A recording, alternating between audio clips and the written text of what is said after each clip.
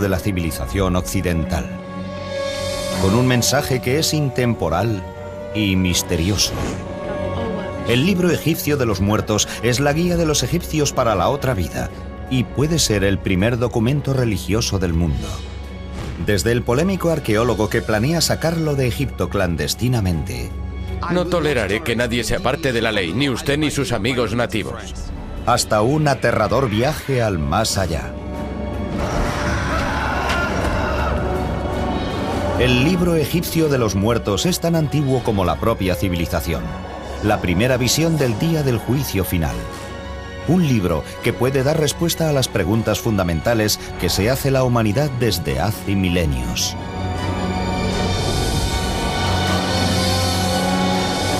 El libro egipcio de los muertos. Momias. Son los misteriosos restos de una de las civilizaciones más antiguas de la historia. Nos hablan de enormes periodos de tiempo y de secretos envueltos bajo los antiguos sudarios. Resultan muy familiares y a la vez muy extrañas. Un aterrador recordatorio de nuestra propia mortalidad.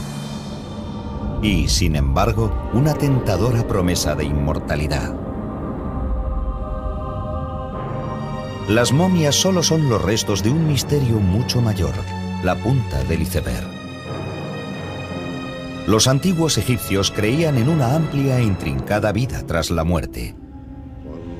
Se esperaba que cada cadáver modificado resucitase en otro mundo, y solo existe una guía hacia ese mundo, el libro egipcio de los muertos. Es el nombre dado a unos manuscritos enterrados con los muertos momificados en el antiguo Egipto. El libro de los muertos era una especie de guía para los difuntos y un libro de conjuros para ayudar a los muertos en su viaje por la otra vida y el proceso para alcanzar la inmortalidad. Es un libro de magia, por supuesto. Es una colección de conjuros cuyo objetivo principal es facilitarle la otra vida y la inmortalidad al difunto. Es un libro para los muertos porque nos habla de lo que se encontrarán los muertos en el más allá. Por eso lo llamamos el libro de los muertos. Es muy importante porque es la búsqueda de la inmortalidad. Se ha dicho que a los antiguos egipcios les importaba más la otra vida que la vida en la tierra. Y debió de haber sido así para quienes vivieron en la antigua ciudad de Tebas durante la 19ª dinastía, hace más de 3000 años. Vamos a hablar de un egipcio que en los anales de la historia solo figura como Ani.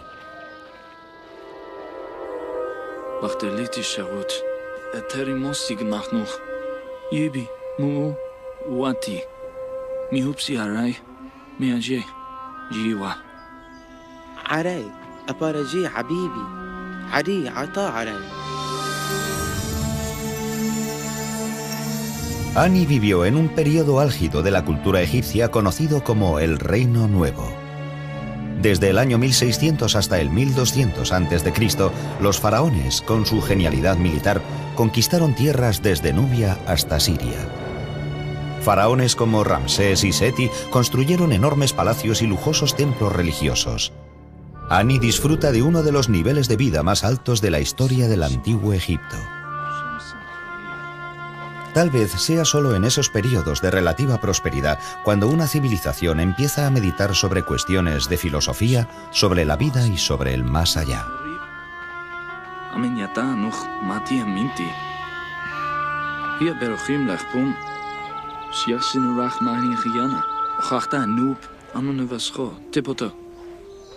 El registro histórico nos deja claro que la otra vida debió de haber tenido un gran peso en la mente de Ani. La idea de fallecer sin una preparación adecuada para la otra vida podía poner en peligro las posibilidades de ir al paraíso eterno.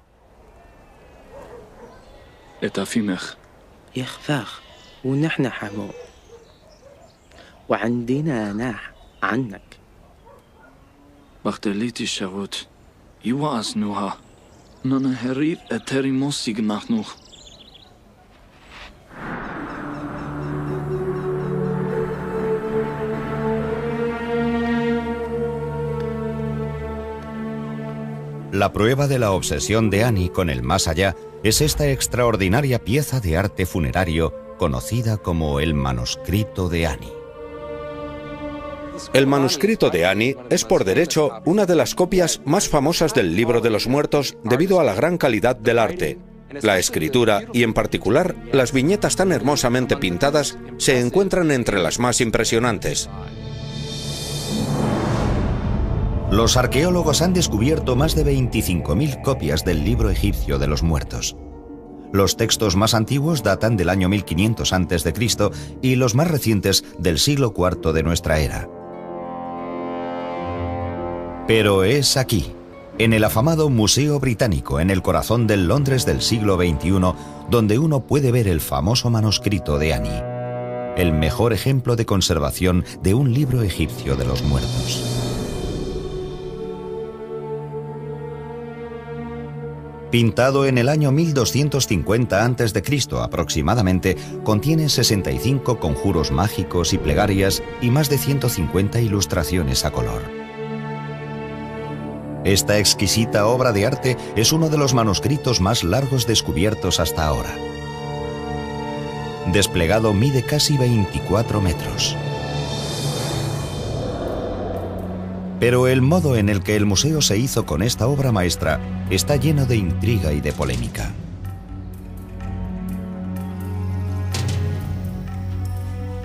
El manuscrito fue traído de Egipto en 1887 por un empleado del museo llamado Ernest Alfred Thompson Wallis Budge. Fue un autor prolífico y escribió más de 100 libros sobre egiptología, la mayoría de los cuales se sigue vendiendo. Publicó algunas de las primeras traducciones de textos egipcios importantes. Coleccionó miles de objetos que han sido reconocidos como algunos de los mejores ejemplos de arte antiguo. Sin embargo, hay quien dice que Budge era un erudito de segunda fila, un mal arqueólogo y un ladrón cultural que adquiría antigüedades por cualquier medio posible. Estaba allí dedicándose al robo y al pillaje, básicamente. La gente emplea juicios culturales que están totalmente fuera de lugar. En su época, el hecho de que se llevase materiales de culturas antiguas era muy normal. Desde un punto de vista moderno, no se le puede considerar un ladrón cultural. No es como se veía eso en aquellos tiempos, aunque por otro lado lo que hacía era casi ilegal. Yo creo que era un ladrón, porque uno puede ser honrado toda la vida, pero si un día roba algo, pasa a ser un ladrón. Aunque Budge es polémico hoy en día, en su época fue un respetado traductor y uno de los mejores conservadores del Museo Británico. En el otoño de 1887 lo enviaron a Egipto a recoger objetos.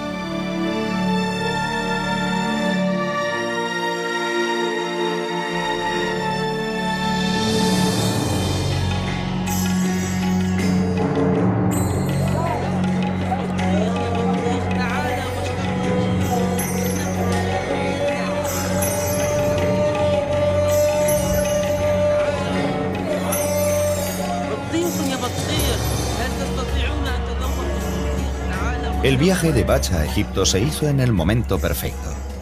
Poco después de su llegada comenzaron a surgir noticias sobre artefactos descubiertos recientemente y que él remarca en su autobiografía.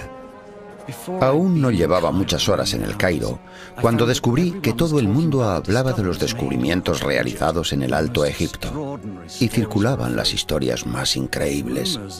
Rumores de los hallazgos han llegado a todas las grandes ciudades de Europa y en el Cairo había representantes de varios museos continentales haciendo cada uno todo lo posible por llevarse la parte del león. La primera parada de Budge, el Museo Egipcio, para reunirse con un colega egiptólogo. Le sorprende el mal estado de la colección del museo.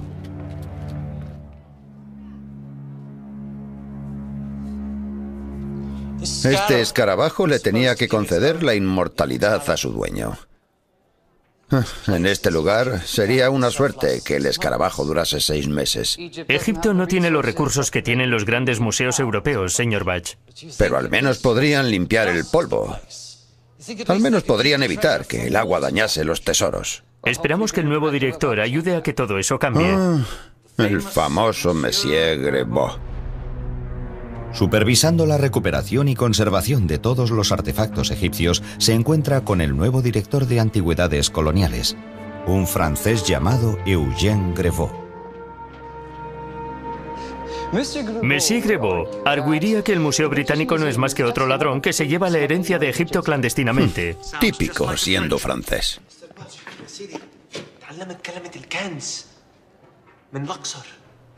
¿Tesoros en Luxor? A mí eso no me suena a arqueología. Emil, le presento a mi ayudante Ramsey. No pensará hacer algo ilegal, ¿verdad? Por supuesto que no. Comprar antigüedades es un robo. No es un robo. Mientras Egipto trate de este modo sus tesoros, es conservación. Buen día, Emil.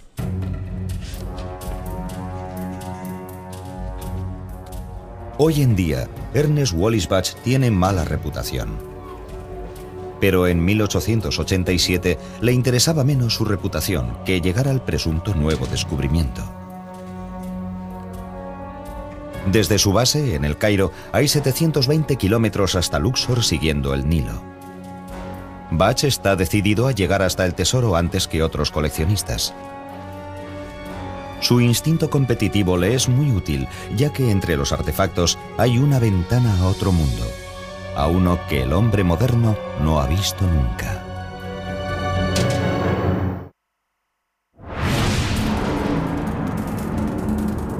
El descubrimiento del manuscrito de Ani es una de las mejores historias de la egiptología. Una aventura en la que hay conspiración, intriga y un polémico héroe. Ernest A. Wallis Budge. En 1887, Budge se encuentra en Egipto para recoger artefactos para el Museo Británico. He recibido información de un nativo de Egipto sobre que en Tebas se han realizado descubrimientos muy importantes. Me ha dicho que han descubierto una tumba en la orilla oeste del Nilo, que es la mejor de cuantas él ha visto, y que en ella hay varios rollos de papiros. Me ha pedido que vaya allí sin falta y tome posesión de todas aquellas cosas antes de que las autoridades las puedan incautar y meter en la cárcel a sus dueños. El final del siglo XIX fue una época muy dinámica de la historia de la egiptología. Por una parte estaba emergiendo la nueva arqueología, pero a la vez existía la antigua tradición del pillaje e incluso de profanación de tumbas por parte de los tratantes de antigüedades. Budge pocas veces extrajo antigüedades de tumbas. Prefería comprárselas a los tratantes. El próspero mercado negro dio lugar a una extraordinaria colección para el Museo Británico, pero también ayudó a destruir algunos de los tesoros arqueológicos de Egipto. El mercado negro era muy malo para la venta de antigüedades. Egipto fue violado. Lo llamamos la violación del Nilo. Violaron al Nilo. Se llevaron el legado del país y ahora está en todas partes.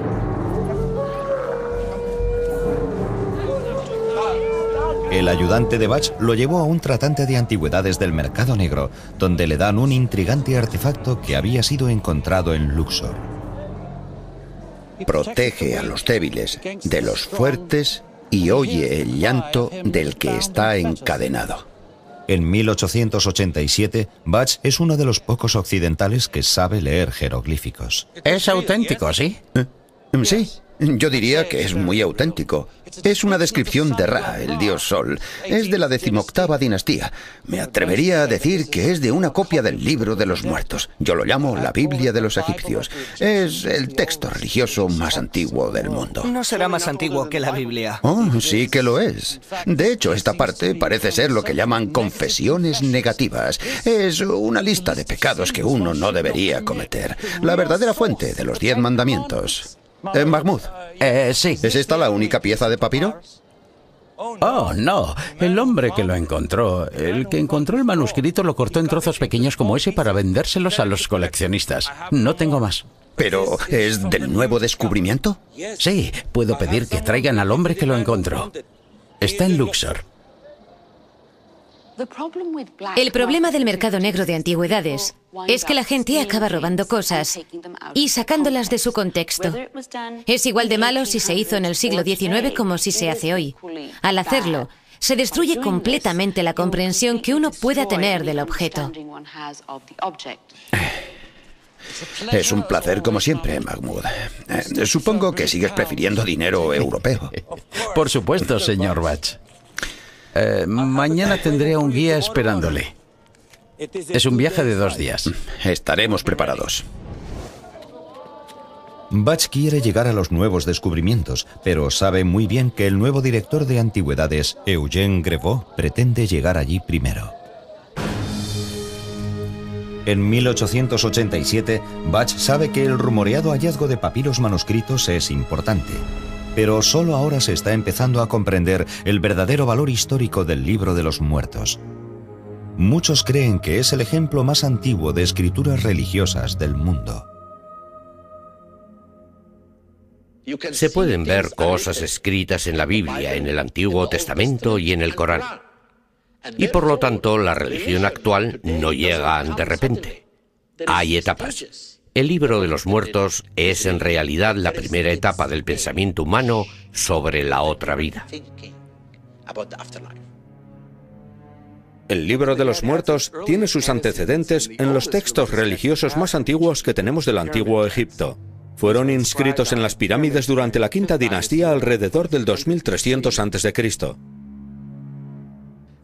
Posteriormente, reyes y nobles egipcios eligen las mismas inscripciones de las pirámides para escribirlas dentro de sus ataúdes. Y ese grupo de textos se conocen como los textos de los sarcófagos. Luego, en la época del Reino Nuevo, que tiene un tremendo resurgir en la producción literaria y artística, encontramos literatura mortuoria que empieza a reunir todos los conjuros de los sarcófagos y a escribirlos en papiros, algo que se puede llevar y enterrar con la momia. En 1250 a.C., durante la vida del escriba Ani, los conjuros del Libro de los Muertos tenían ya más de 1000 años de antigüedad. Sabemos por el registro histórico que Ani era escriba de un templo.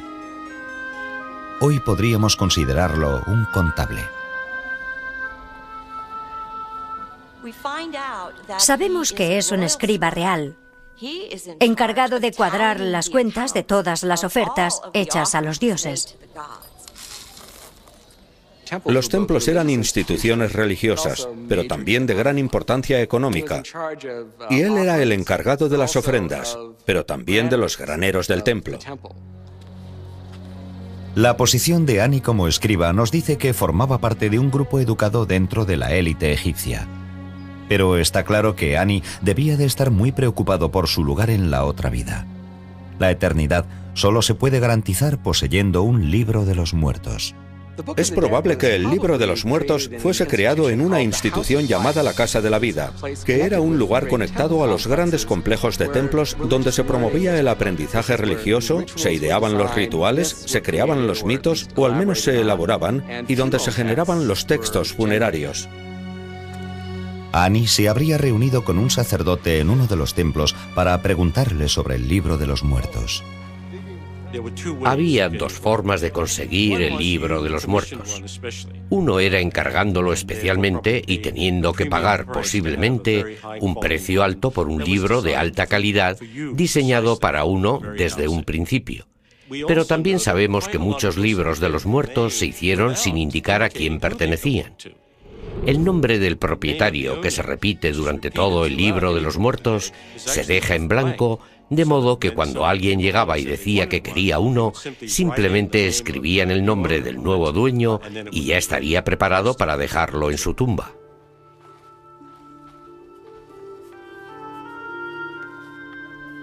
En el Reino Nuevo, los complejos de templos son lugares de culto y de negocios. Yachin tevenat noa. Ish.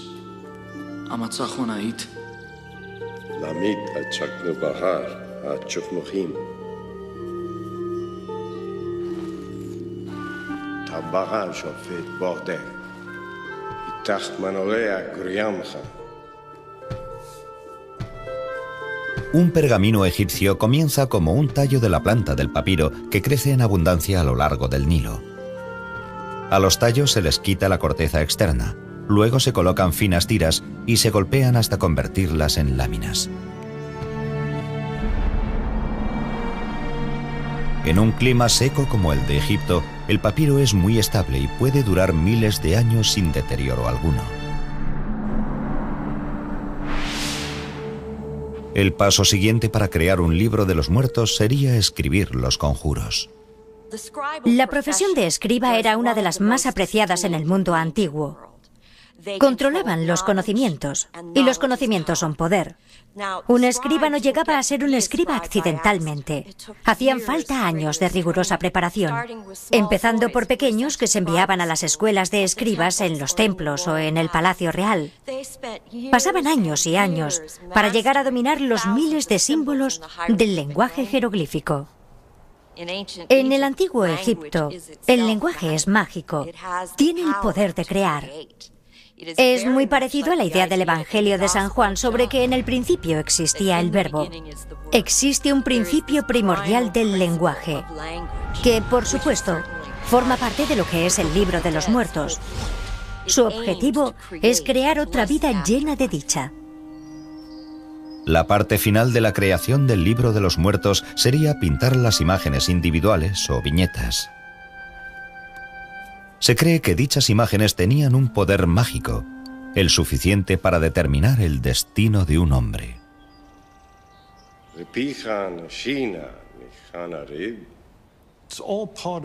Todo ello es parte del proceso de fabricación.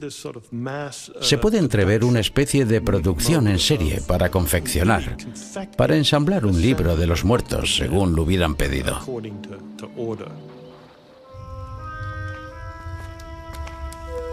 Comprar un libro de los muertos le habría afectado a toda la familia de Annie. Era muy caro. Tal vez el sueldo de medio año para una persona de la posición social de Annie. Los antiguos registros revelan que la esposa de Annie se llamaba Tutu. La pareja debió de haber hablado mucho sobre el libro de los muertos. En el Reino Nuevo, la elección era difícil para una familia: proveer para el presente o para la eternidad.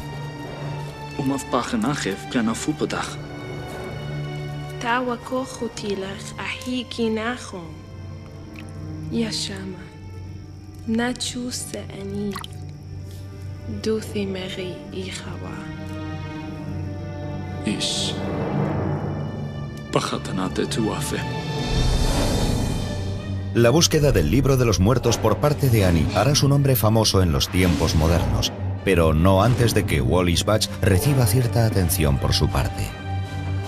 Le aseguro que soy un enemigo muy desagradable.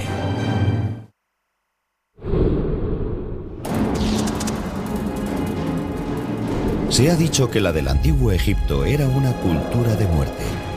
Queda muy poco de la vida cotidiana de los antiguos egipcios, pero sabemos mucho sobre ellos por la gran atención que prestaban a sus tumbas, a sus tesoros, a sus manuscritos e incluso a sus cadáveres momificados.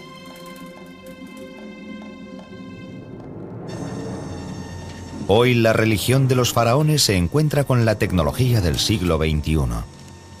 En un estudio sin precedentes, los egiptólogos utilizan ciencia médica de vanguardia con momias de 3000 años de antigüedad.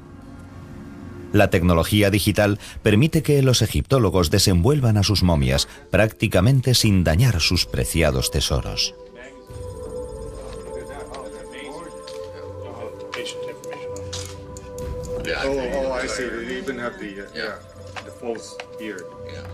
Bajo las envolturas, un amuleto de 2000 años de antigüedad protege al difunto de los peligros del más allá. Cuando envolvían el cadáver, también metían amuletos. Amuletos protectores alrededor del cuerpo, tanto por delante como por detrás, para ayudar a que el cuerpo llegara a la otra vida. Y lo bonito es que algunos de dichos amuletos están relacionados con el libro de los muertos.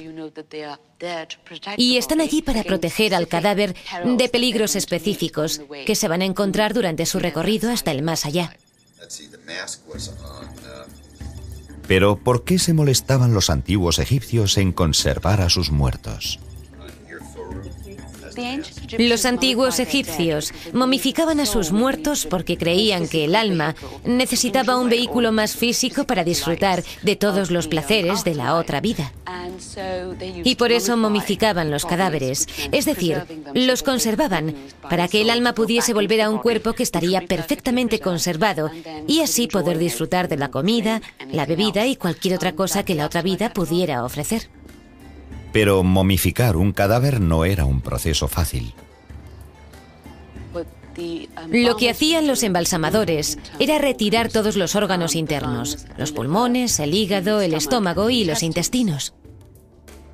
Metían los órganos en vasijas ceremoniales conocidas como vasijas canópicas que luego serían sepultadas con el cadáver.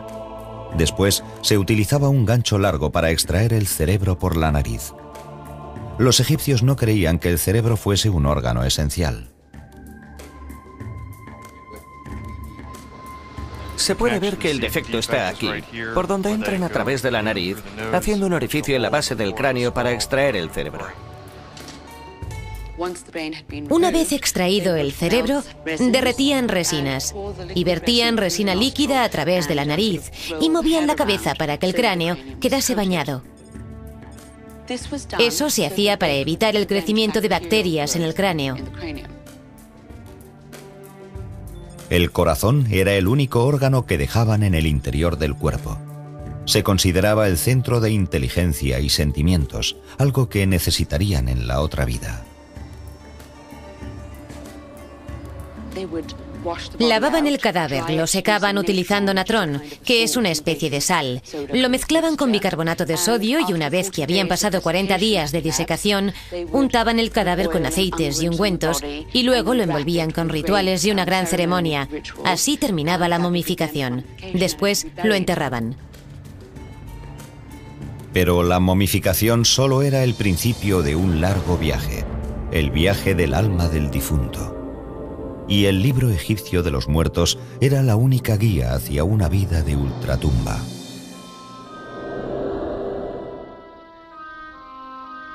En algún momento cercano al año 1250 a.C., un escriba egipcio llamado Ani empezó a preocuparse por el más allá. Creía que el libro de los muertos le proporcionaría sosiego. Cuando uno fallece y se va a la otra vida, el camino, el viaje de una a otra, es muy peligroso. Y el espíritu del difunto, antes de renacer para siempre, tenía que pasar una serie de pruebas. Y el libro de los muertos proporciona respuestas y protección contra los peligros del viaje. Se trata de la búsqueda de la inmortalidad. Sin saber lo que hay en el libro de los muertos, el difunto nunca llegaría a la otra vida.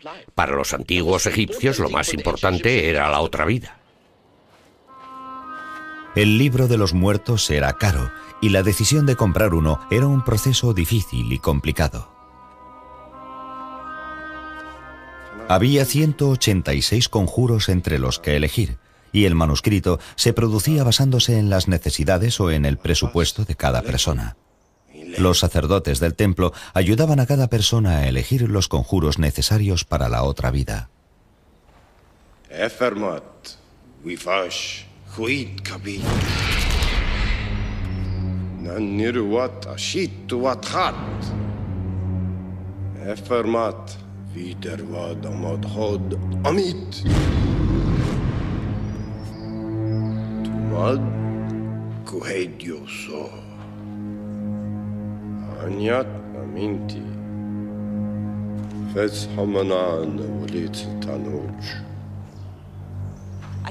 A veces me pregunto si los libros de los muertos no empezaron siendo algo extra para ganar dinero. Una vez que has convencido a todos los ricos de que tienen que tener uno, el precio que se le puede poner no tiene límite. Es posible que la creación de un libro de los muertos propio fuese además un símbolo de posición social de la época. El libro de los muertos era demasiado caro para una persona normal. Y eso lo hemos comprobado arqueológicamente al descubrir que solo los miembros de la élite poseen un libro de los muertos. Sin embargo, era muy distinto a los primeros tiempos de la cultura egipcia.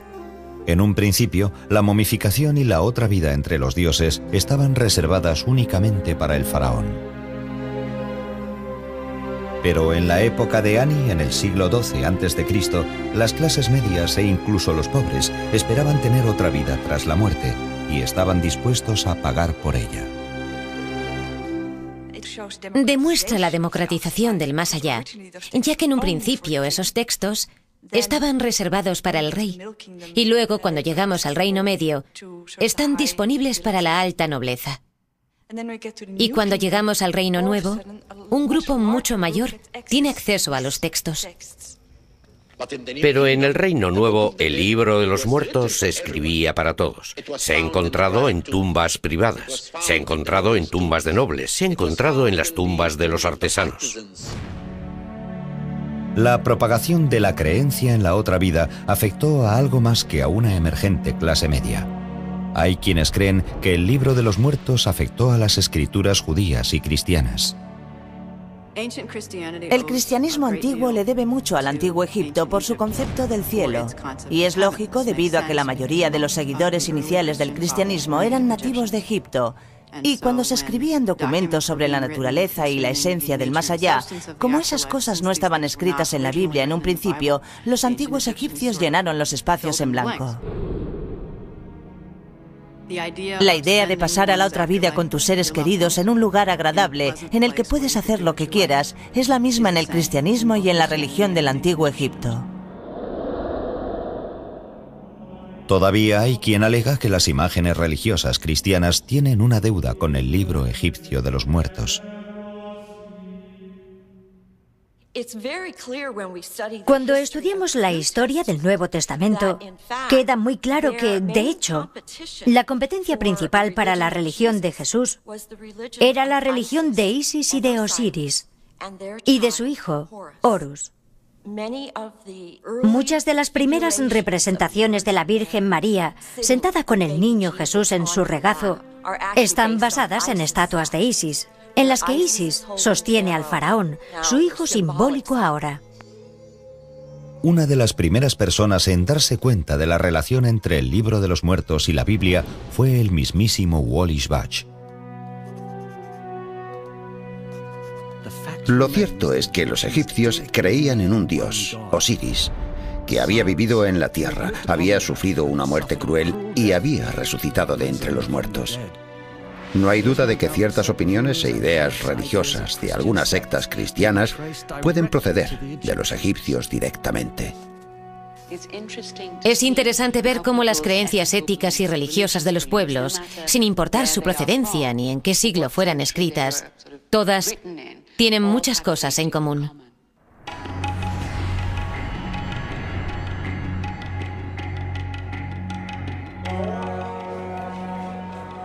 Cuando Ernest Wallis Budge llega a Egipto en 1887, el país está controlado por una coalición europea. Tras una rebelión musulmana en 1882, Gran Bretaña y Francia comparten el control del país y del importantísimo Canal de Suez. Su coalición controlará la política y la economía de Egipto durante décadas. Es una unión precaria, y los hombres como Budge no facilitan la alianza. Budge ha oído rumores sobre un enorme descubrimiento en Luxor, pero sus planes para dar con él lo llevan camino del enfrentamiento con el director francés de antigüedades coloniales, Eugène Grevaux. Señor Budge. ¿Sí? Acompáñeme. ¿A usted? ¿De qué se trata? Órdenes del señor Grevaux. Tiene que hablar con usted. Oh, tiene que hablar conmigo. Ramsey, nos vemos delante del hotel mañana a las 9 de la mañana. Monsieur Grevaux había publicado un libro muy bueno sobre la religión egipcia, pero por naturaleza, disposición y preparación era inadecuado para el puesto que le habían dado. Siéntese. Tiene que esperar aquí. ¿Aquí? Y todos los que procurábamos el bienestar de Egipto lamentábamos su nombramiento.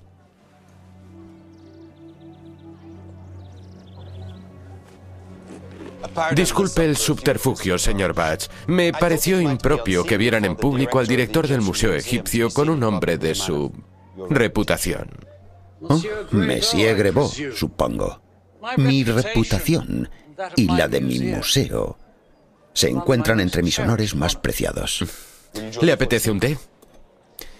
Me temo que tendrá que volver al Museo Británico con las manos vacías, señor Bach.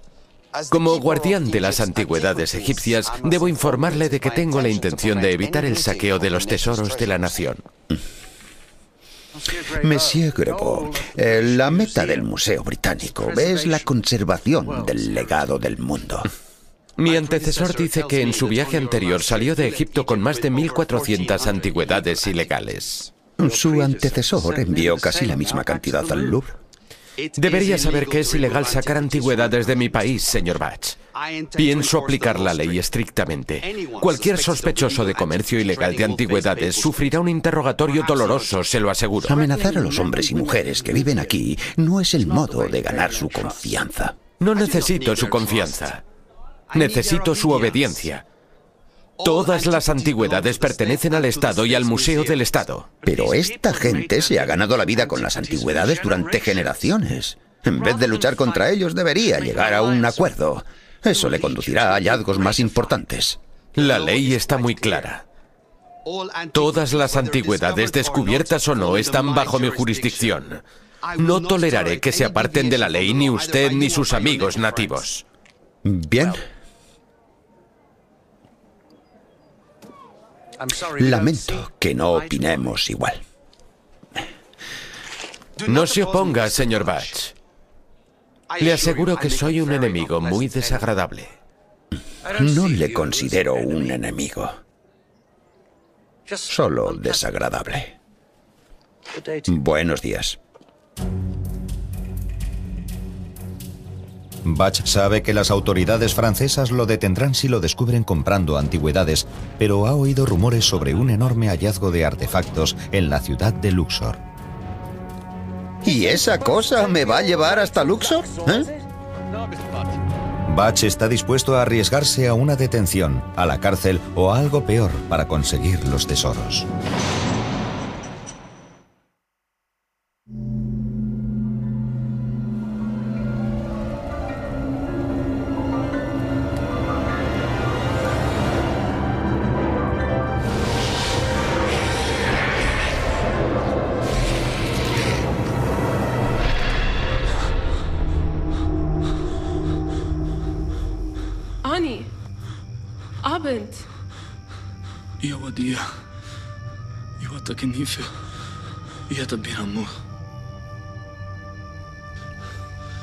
Si un egipcio se quiere asegurar la vida eterna, solo tiene una solución: el libro de los muertos.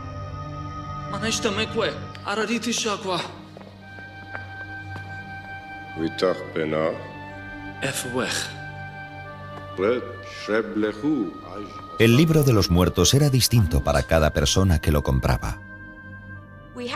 Tenemos hasta 189 capítulos que podrían estar en el libro de los muertos. De hecho, casi nunca se da el caso de que tengamos los 189.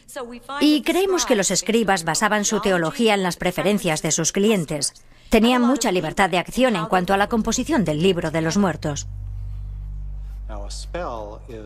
Un conjuro o un ensalmo mágico es dicho con el propósito de ayudar al difunto a alcanzar la vida eterna o la inmortalidad tras la muerte. Los conjuros incluidos en el libro de los muertos contenían protecciones contra los demonios que podían atacar al difunto. Incluso hay uno para evitar que fallezca una segunda vez. Los egipcios se enfrentaban a duros trabajos físicos en el más allá, ya que tenían que arar y cultivar los campos de los dioses.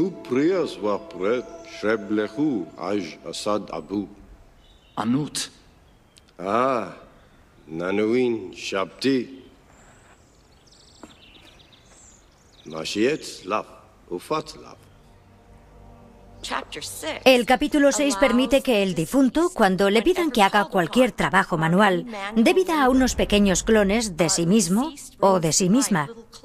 Y ellos hacen todo el trabajo sucio. Por lo que todos tenían que llevar consigo el capítulo 6. De lo contrario, se encontrarían en el más allá sin sirvientes. Los egipcios incluso robaban algunos de los conjuros, algunos anotados de un modo excelente. ¿Cómo podía informar sobre eso una persona muerta? No lo sé.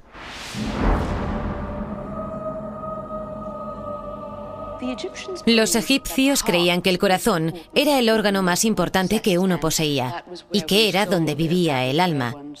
Creían que allí estaba su esencia. Creían que todo procedía de allí. Y por eso dejaban el corazón en el cuerpo, ya que creían que era necesario como parte del proceso para llegar a la otra vida. Un órgano tan importante necesitaba protección extra, y esa protección llegaba en la forma del escarabajo del corazón. El escarabajo del corazón es una representación de un escarabajo. El motivo por el que es un escarabajo es que en Egipto el escarabajo simbolizaba el sol naciente, un escarabajo alado elevándose sobre el horizonte, por lo que el escarabajo del corazón estaba asociado a la idea del sol naciente. El sol naciente era el símbolo de la resurrección de los egipcios muertos. El escarabajo llevaba inscrito en su embés uno de los conjuros del libro de los muertos, que básicamente explica por qué uno no mintió, no robó, no engañó y era de buen corazón. Así estaba justificado. El escarabajo del corazón era un poco como un informe para el difunto. Les preocupaba mucho que el corazón pudiera revelar ciertas cosas que habían hecho mientras estaban vivos y que podrían dañar sus posibilidades de llegar a la otra vida.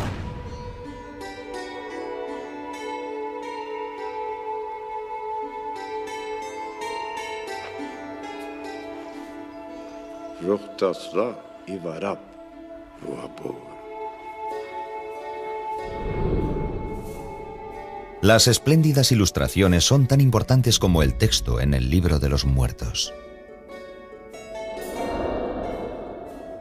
Las ilustraciones del libro de los muertos le dan un poco más de fuerza a los conjuros existentes.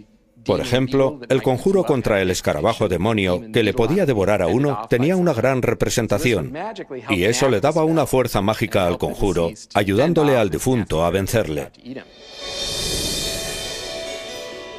La creación del manuscrito de Ani pudo llevar meses o incluso más de un año.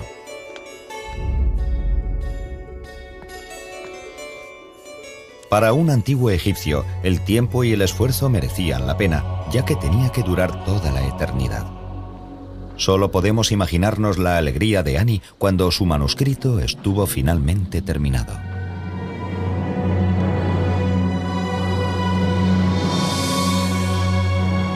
Hay muchos manuscritos del antiguo Egipto, pero hay muy pocos que tengan la elaboración y el esplendor artístico del manuscrito de Ani.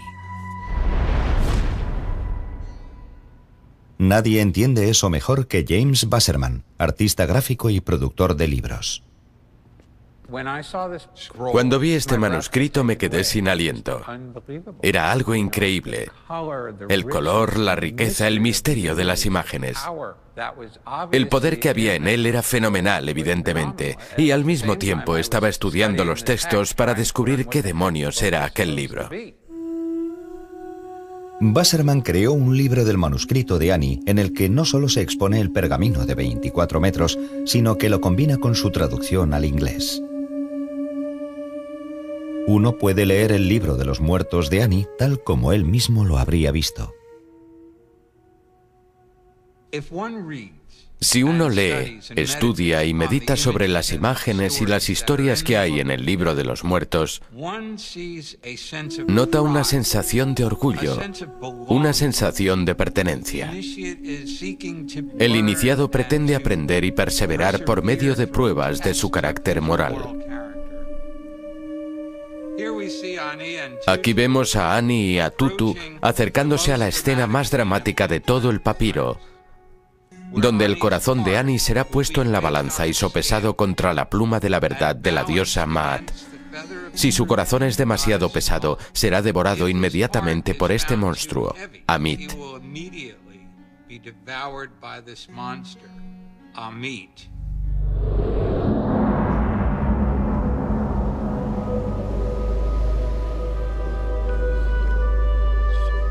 Para los antiguos egipcios, la muerte es el primer paso hacia la salvación. Cuando falleció la esposa de Ani, el manuscrito no fue puesto en su tumba, pero la guiaría a ella también. Un solo rollo servía para unir a una pareja en el campo de juncos.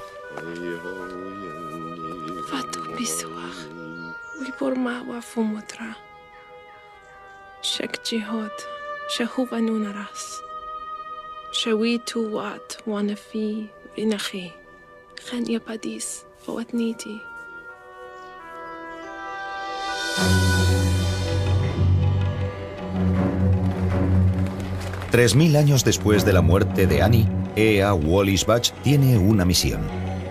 Le han hablado de un rumoreado tesoro en Luxor, el nombre moderno de la antigua ciudad de Tebas. Budge quiere ser el primero en llegar. Gracias, caballeros. Habrá una recompensa mayor cuando regrese. Gracias. Pero la búsqueda de Budge va a ser interrumpida. Señor Budge. ¿Usted de nuevo? ¿De qué se trata esta vez? Queda detenido.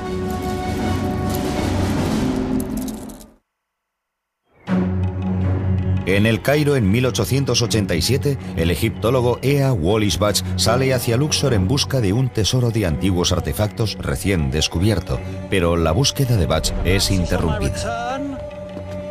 Señor Budge. ¿Usted de nuevo? ¿De qué se trata esta vez? Queda detenido. Por orden de Eugene Grevaux, el nuevo y celoso guardián de antigüedades egipcias que se dirige a Luxor. قوام البوت بتاعت مسيو جرابو عم تغرق ملقوط بالنهر ماذا؟ غضبان ينادي لك من الشط. Quédese aquí hasta que yo vuelva.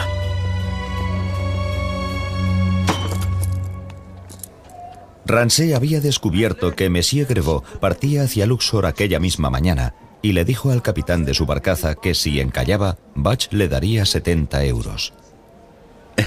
Sí, y se los daré. Buen trabajo, Ramsay. Budge ya era conocido por sus engaños y los eruditos aún hoy siguen debatiendo sus cuestionables métodos de recolección. Uno de los problemas de Budge es que no era arqueólogo. No le preocupaban los detalles ni las normas en una época en la que uno podía comprar casi todo lo que quería, por lo que sus métodos de recolección no se consideran muy éticos. Me da la impresión de que Budge, con sus tejemanejes, era mucho más parecido a Indiana Jones que a un anciano erudito que solo quiere estar sentado en la trastienda del Museo Británico.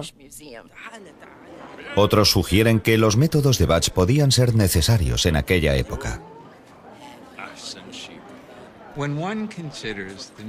Si tenemos en cuenta el número de antigüedades que se perdieron, se destruyeron, se robaron, tenemos que darle las gracias a un granuja como Budge por tener los medios para sobornar a los funcionarios y recurrir a aquellos subterfugios, porque conservó aquellas cosas.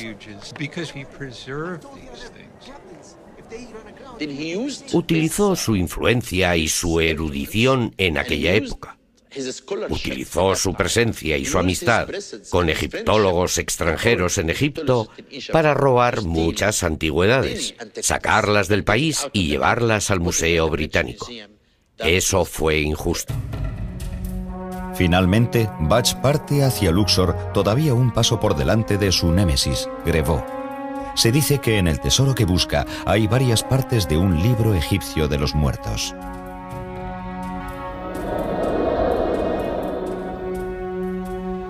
Cuando llegué a Luxor, descubrí que los tratantes habían cogido muchos objetos valiosos de las tumbas del occidente de Tebas. No. Busco antigüedades. ¿Antigüedad? Los tratantes trataban con desdén el derecho del gobierno a todas las antigüedades de Egipto. Las antigüedades abundaban.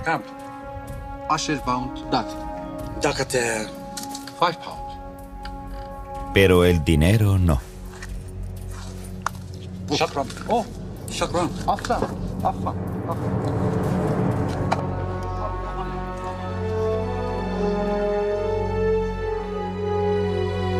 Bach solo se podía imaginar el aspecto de aquellas ruinas en tiempos de los faraones.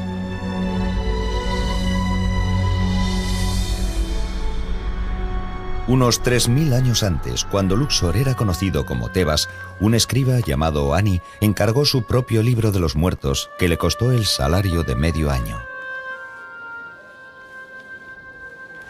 No tardará en ponerse a prueba su valor para él en la otra vida.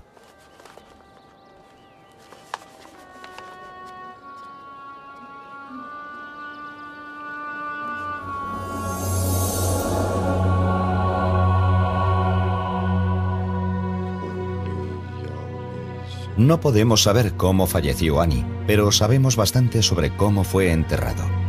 Como escriba real, Ani formaba parte de la élite. Su enterramiento habría sido elaborado y caro.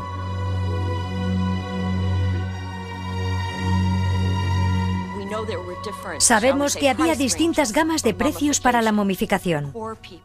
Los pobres elegían una forma de momificación acorde con sus bajas rentas.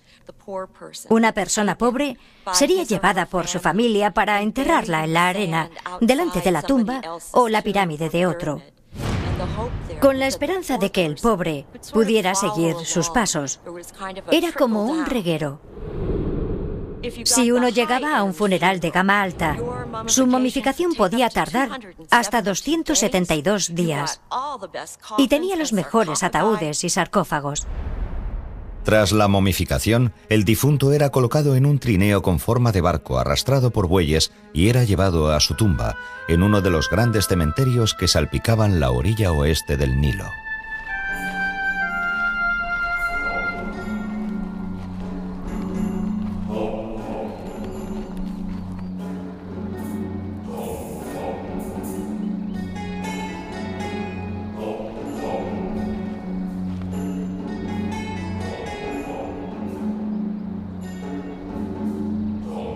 Las ilustraciones de los funerales egipcios no solo muestran a una apesadumbrada familia, sino a músicos, bailarinas, sacerdotes y dolientes profesionales.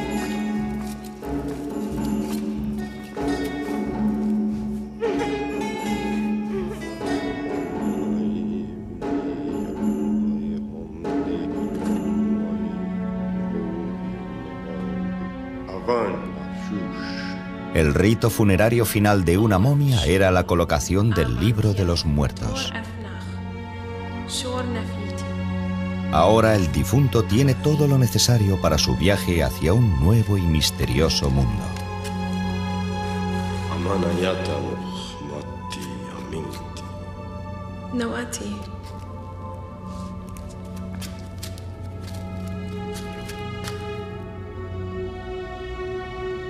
بشف عثور ونشويتي شات عن بخيس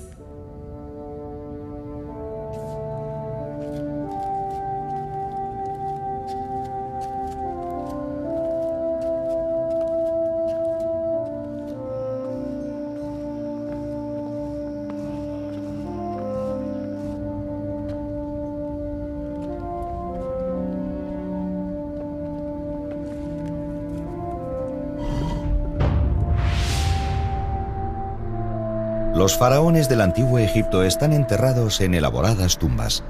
Desde las primeras pirámides construidas 2600 años antes de Cristo al famoso Valle de los Reyes, donde fueron enterradas generaciones de familias reales durante 5 siglos. Pero la élite y la clase media del antiguo Egipto tenían sus propios cementerios y sus tumbas individuales. Y esas tumbas, con su gran cantidad de joyas y antigüedades, son desde hace siglos el objetivo de los ladrones de tumbas. En la época en la que Ernest Wallis Bach llega a Luxor, el saqueo de tumbas es una antigua profesión transmitida de padres a hijos durante generaciones. Muchos nativos comerciaban abiertamente con antigüedades. Detestaban a los funcionarios del servicio de antigüedades porque estaban convencidos de que su meta era conseguir antigüedades, no para conservarlas en el Museo del Cairo, sino para venderlas ellos. Estaban dispuestos a tratar con cualquiera que no estuviera al servicio del gobierno egipcio. Se lo vendo porque ya le había comprado antes a mi familia. Pero no debe traer aquí al francés. ¿Entendido? Tranquilo, no lo traeré. Eso se lo puedo prometer, Hassan. Budge nunca decía dónde encontraba las cosas exactamente, y se debe a que comerciaba con tratantes de antigüedades que le decían dónde las podían haber encontrado.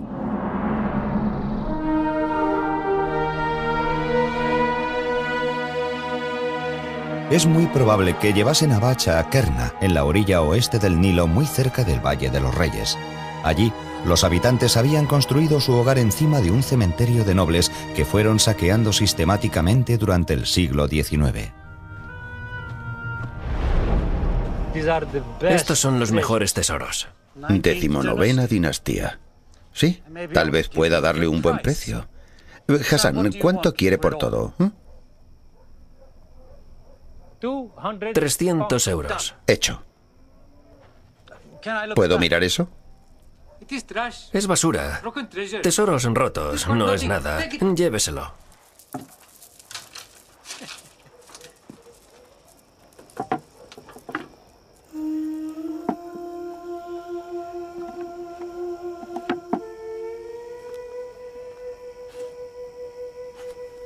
¡Oh, Dios mío! El sello está intacto.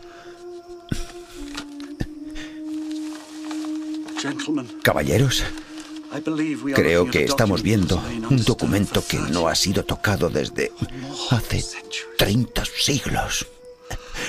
Oh. Aquí dice, salve, Ra, creador de los dioses. Ramsé, lo que estamos viendo es un libro egipcio de los muertos intacto, inmaculado, hecho para Ani, escriba del faraón.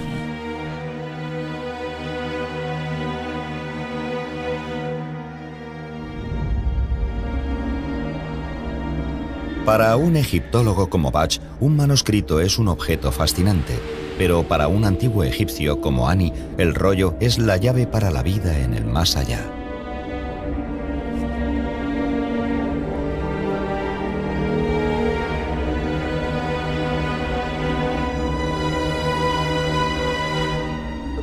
Los egipcios creían que la otra vida era un lugar peligroso, y es probable que simbolizara la crisis de la muerte. Para los egipcios que amaban la vida, la muerte era un desgarrón en el tejido de la sociedad.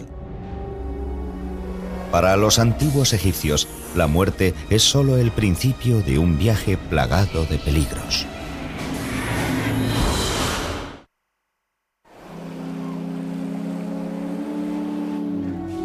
En 1887, Sir Ernest Wallis Budge está en Egipto en busca de antigüedades para el Museo Británico, y durante un viaje a Luxor, donde se encontraba la antigua ciudad de Tebas, descubre el rollo de Ani, de 24 metros de largo. Lo que estamos viendo es un libro egipcio de los muertos intacto, inmaculado, hecho para Ani. En el antiguo Egipto se enterraba una copia con la momia como guía hacia la vida de ultratumba.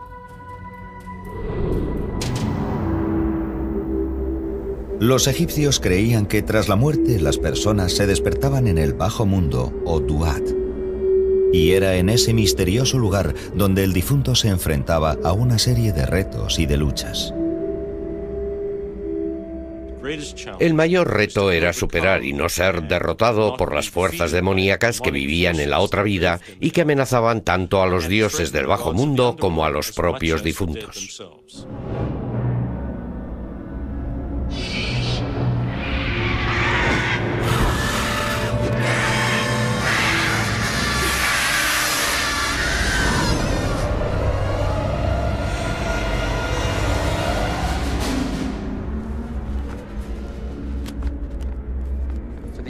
Para los egipcios, la muerte era una crisis, pero eran muy optimistas y creían que se podía superar, pero no sin una serie de pruebas y penalidades. parte del libro de los muertos ilustra un mundo peligroso en el que el difunto es amenazado por seres aterradores. Cuando se utilizaban jeroglíficos en un libro mágico como el Libro de los Muertos, se volvían mágicamente activos. Se puede comparar a un videojuego en el que haya que pasar por una serie de episodios. Hay que luchar contra los enemigos o superar obstáculos. De hecho, dañaban jeroglíficos que tenían un aspecto amenazador porque se podían escapar de su control. Por ejemplo, uno de los jeroglíficos más comunes tiene forma de víbora cornuda, una de las serpientes más mortíferas del mundo. Se utiliza en muchos conjuros y textos, y la rompían en dos para que la víbora no pudiese saltar de la pared y atacar al dueño. Pero si el jeroglífico no estaba dañado, podía cobrar vida y atacar. Para Annie, su protección está en los conjuros del Libro de los Muertos.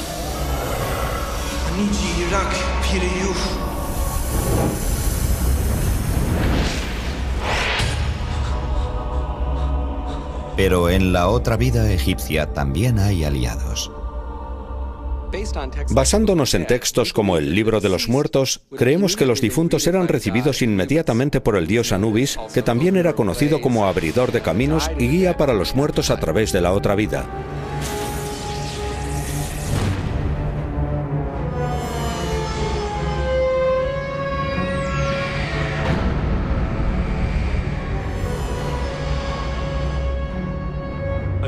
Anubis es un dios muy prominente en el bajo mundo y también en lo relacionado con la momificación y el ritual funerario de los muertos.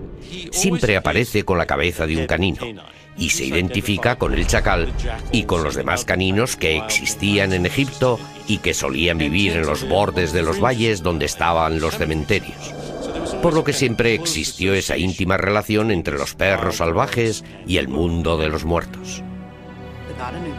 Anubis es guardián y guía de los difuntos. Su misión consiste en asegurarse de que llegan a salvo al juicio y de que llegan a todos los sitios a los que precisan ir.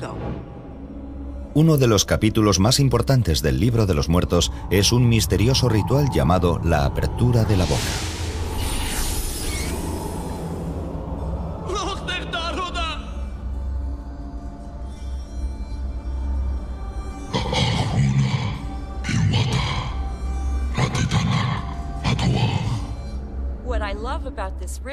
Lo que me encanta de este ritual es que no solo les abrían la boca simbólicamente, sino también los ojos y los oídos, que es en realidad una afirmación filosófica. La ceremonia de la apertura de la boca era un despertar espiritual del cuerpo. Una vez que la persona había muerto, sus sentidos se cerraban, y eso permitía que el cuerpo se convirtiera en un recipiente para el alma del difunto, para que pudiera ver, saborear las ofrendas y oler el incienso. Podían escuchar las plegarias que rezaban, así como utilizar el Libro de los Muertos para que les ayudase en su viaje a través de la otra vida.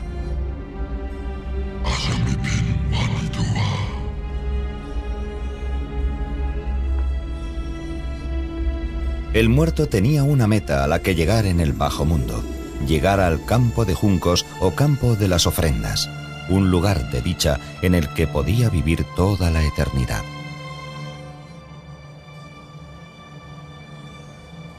Pero llegar al campo de las ofrendas es un viaje largo y difícil, plagado de amenazas. Cualquiera de ellas puede poner en peligro la posibilidad de que Annie llegue al paraíso. En 1887, Ernest Wallis Bach está en Luxor y solo un paso por delante de las autoridades egipcias y francesas. Está claro que sus poco ortodoxos métodos dan resultados, pero le crean poderosos enemigos. Mira esto, Ramsey. Más de 3000 años y los colores del manuscrito aún brillan. Es casi como si todavía estuviera vivo. Sí. ¿Son así todos los libros de los muertos? No, y he visto unos cuantos. Este descubrimiento solo se da una vez en la vida, o en varias vidas. Tenemos que asegurarnos de que llegue a casa a salvo. Señor Bach, ¿quiere tomar un café con mi familia y conmigo? Bach está casi preparado para irse cuando le interrumpen unos invitados muy inoportunos. Café turco para todos los trabajadores. ¿Café? ¿Café? ¿Café? No, gracias, señor Bach. Estoy demasiado ocupado deteniendo a ladrones de antigüedades. Omar, dígales que confisquen todos estos artículos. Eso me pertenece. Esto le pertenece a la nación de Egipto y usted irá a la cárcel. Ya hemos detenido a los otros ladrones de tesoros de este barrio, pero parece que hemos dejado lo mejor para el final. Oiga, Cremó, estos hombres son empleados del gobierno británico. Guarde silencio, señor Bach. Me ha dejado en ridículo una vez, pero no volverá a repetirse. Asegúrese de que la caravana esté cargada por la mañana y lista para salir hacia el Cairo.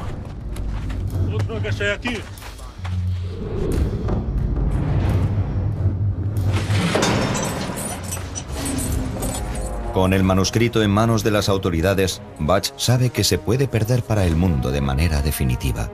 O algo peor, robado y recortado en forma de recuerdos en el mercado negro. Los métodos de los que Bach es partidario pueden ser ahora la destrucción de su mayor descubrimiento.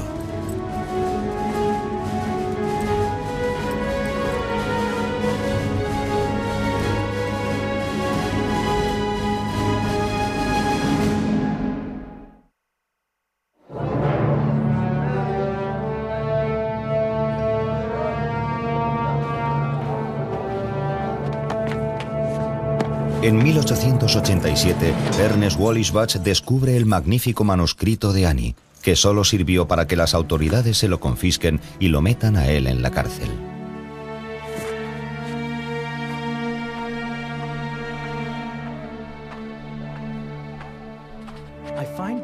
Me encuentro en una situación muy difícil. Encarcelado en Luxor, acusado por los franceses, irónicamente, de ser un ladrón de tumbas. Y todo ello tras haber realizado el que tal vez sea el mayor descubrimiento de mi carrera. Un antiguo rollo funerario que perteneció a un escriba llamado Annie, de vivos colores y lleno de fantásticas imágenes de miles de años de antigüedad. Creo que puede tratarse de la primera vez que un hombre haya expresado sus creencias espirituales por escrito. Un verdadero gran descubrimiento. Por supuesto, necesito tiempo para estudiarlo, para poder entender su significado. Lo triste es que posiblemente no vuelva a caer en mis manos.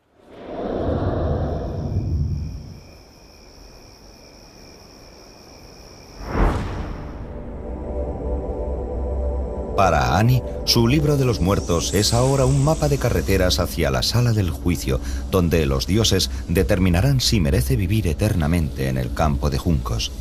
Pero llegar allí puede ser peligroso. Los conjuros incluidos en el libro de los muertos contenían protección contra los demonios que podían atacar a los difuntos.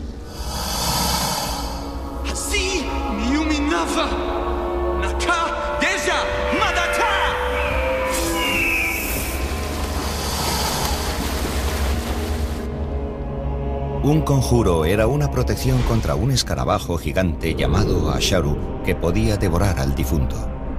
El bajo mundo es un extraño lugar. Los egipcios lo consideraban un enfrentamiento con el caos. Tras la creación se creó una isla de orden justo. Pero una gran parte del universo sigue sin crear y en estado caótico. Y por lo tanto, irracional.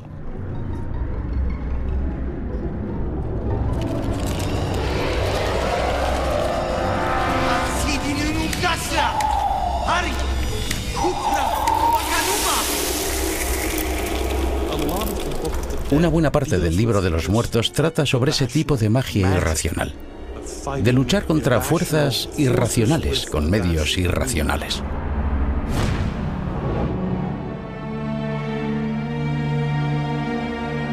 Tres 3000 años después, en 1887, el manuscrito de Annie se encuentra en manos de las autoridades y Ernest Wallis Bach tiene obstáculos propios que superar. La sensación de impotencia es abrumadora sabiendo que cada momento que paso sentado en esta maldita celda, el manuscrito de Annie se aleja más de mí.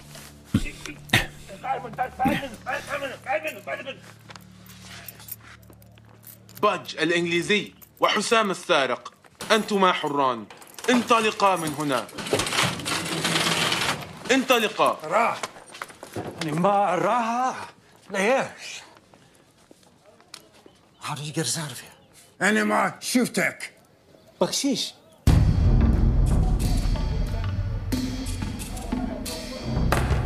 La experiencia le ha enseñado a Butch que es posible que el manuscrito no esté a salvo, ni siquiera de los propios guardias. Saben que el manuscrito vale más si lo dividen en 20 trozos más pequeños. Greboni se dará cuenta de que falta algo hasta que se hayan vendido todos los trozos. Oh, señor, esto es peor de lo que me imaginaba. Una vez que salga del almacén, nunca volverá a estar entero. ¿Alguna idea? Me he dado cuenta de algo. Ese hotel. El almacén está construido contra su pared. La reputación de Butch siempre ha estado en entredicho. Incluso entonces era famoso por lo que hacía para poder conseguir cosas para el Museo Británico. En su autobiografía, Butch revela cómo fragua un plan. Entre las casas que estaban selladas y vigiladas, había una pequeña que colindaba con la pared del jardín del viejo Hotel Luxor. La casa era una fuente de considerable ansiedad para mí, ya que en ella estaba almacenado el papiro de Annie. Mi única esperanza era hablar con el director del hotel. Ya veo que los tesoros de Egipto están a punto de ser destruidos, o como mínimo de ser enviados a Francia, todo debido a un desafortunado malentendido con Monsieur Grebot. Sin embargo, podemos salvar el tesoro. De hecho, algunos pequeños tesoros pueden incluso llegar a las paredes de su hotel, y solo sería necesario llegar a un acuerdo concreto. ¿Qué clase de acuerdo? Butch contrata a varios hombres de la localidad para abrir un túnel en la pared del hotel hasta el almacén donde se encuentra el manuscrito de Annie. Es asombroso lo rápido que trabajan. Estos hombres han estado extrayendo tesoros de las tumbas bajo sus casas durante siglos. La pared de un hotel de 50 años no significa nada para ellos. Faltando solo una noche para que las autoridades se lleven el manuscrito de Annie, ¿será suficiente el plan de Butch o se perderá para siempre su gran descubrimiento?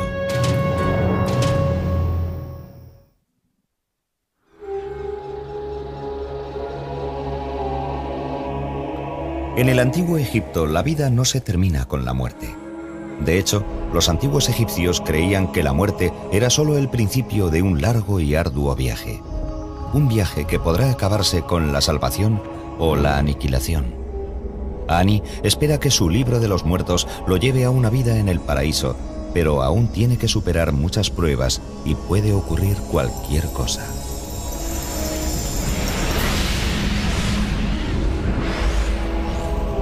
Si el alma errante sigue las indicaciones del manuscrito, con el tiempo consigue llegar a un reto final en la sala del juicio.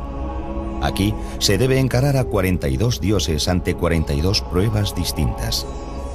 Delante de cada dios debe negar haber cometido un pecado concreto. Es uno de los mayores retos de la otra vida.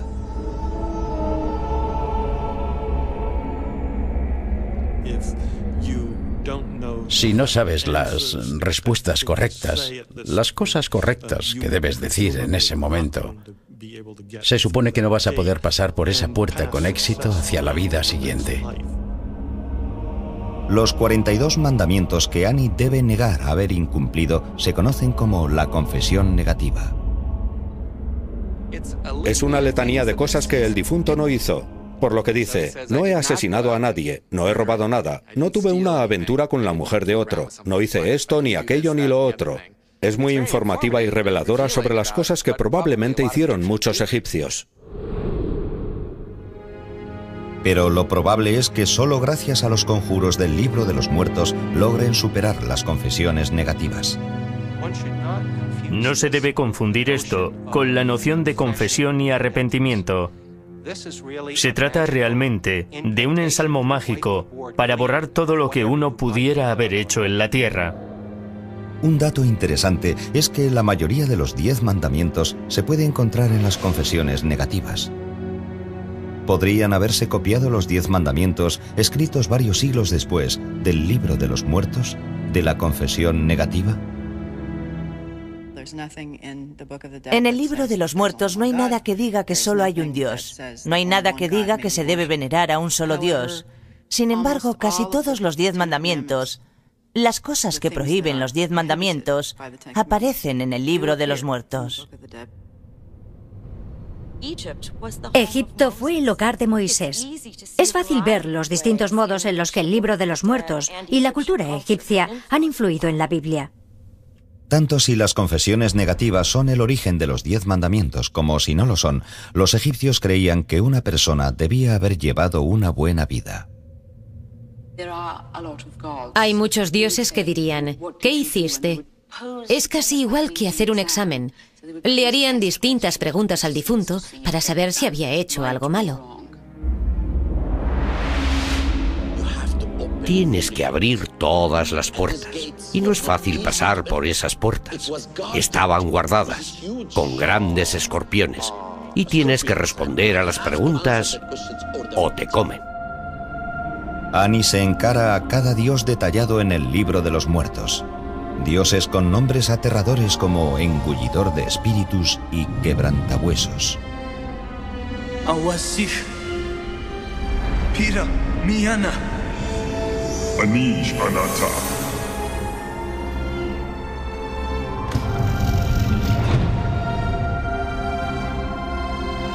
Con cada respuesta correcta del libro de los muertos, Ani avanza a través de las puertas.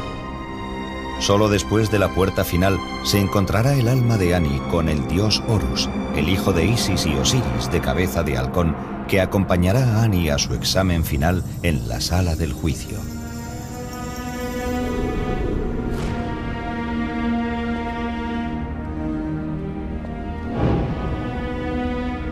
El momento decisivo del libro egipcio de los muertos se conoce como pesar el corazón. Los antiguos egipcios preveían que les esperarían muchos retos en el más allá. Uno de los más importantes era superar con éxito el juicio ante el tribunal de Osiris y que los declarasen dignos de ser uno de los dichosos muertos.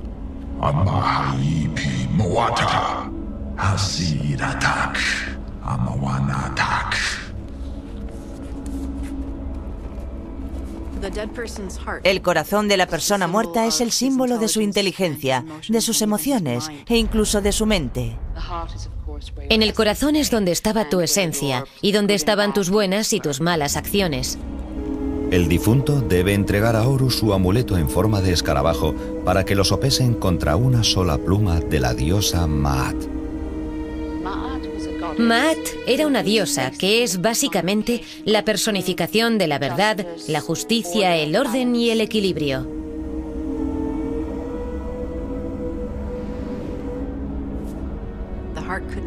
El corazón no podía pesar más que la verdad, pero tampoco podía pesar menos. Tenía que pesar lo mismo. Lo interesante es que esas frases todavía existen en nuestro lenguaje y se oye decir que alguien tiene el corazón pesado o el corazón ligero. Ningún difunto se quería ver atrapado confiando solo en la pureza de su corazón. Por eso el libro de los muertos, con los conjuros apropiados, supone la diferencia. Te ayuda a pasar por los pelos. Pero existe la posibilidad de que no pases la prueba. Y si no utilizas bien los conjuros del libro de los muertos, serás arrojado al monstruo Amit, el devorador de almas, el devorador de muertos. La misión de aquel ser monstruoso, una combinación de cocodrilo, león, hipopótamo y otros animales feroces, era devorar instantáneamente a cualquier persona muerta declarada culpable en la sala del juicio. Si Amit te come el corazón, dejas de existir. Para los antiguos egipcios eso era lo más aterrador. No era un castigo, era no poder existir en absoluto. El escarabajo de piedra que representa el corazón del difunto tiene que pasar ahora la prueba final. Una prueba de eternidad u olvido.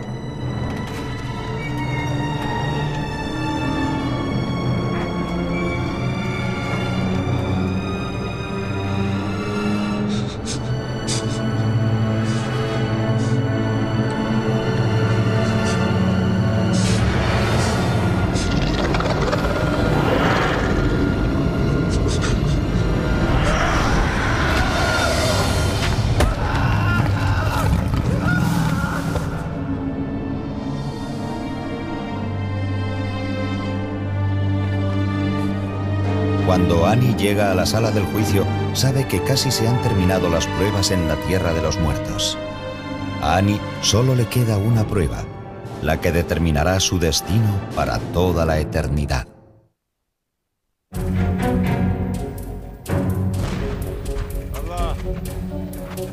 Tras haberle confiscado el manuscrito de Annie las autoridades egipcias, Ernest Bach intenta ahora recuperarlo. La casa donde estaban almacenadas las antigüedades colindaba con la pared del Hotel Luxor. El resultado fue que varios obreros empezaron a cavar bajo la pared para abrirse paso a través de los blandos ladrillos de la casa. Le digo que he oído algo. Nadie podría entrar estando nosotros vigilando. Asegúrese de que la caravana esté cargada y lista para mañana por la mañana. Y no quiero retrasos.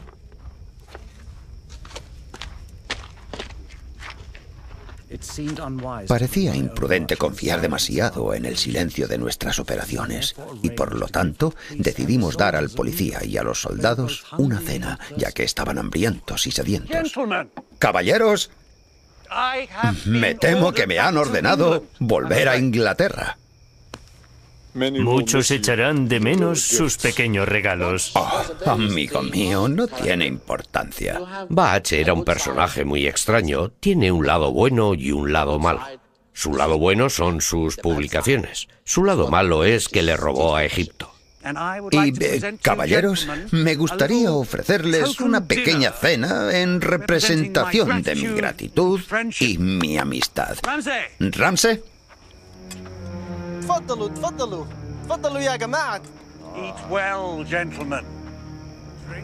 Bach sabe que si lo sorprenden será el fin de su carrera y pasará muchos años en una prisión egipcia. Pero cree que vale la pena arriesgarse para recuperar tan inestimable obra maestra.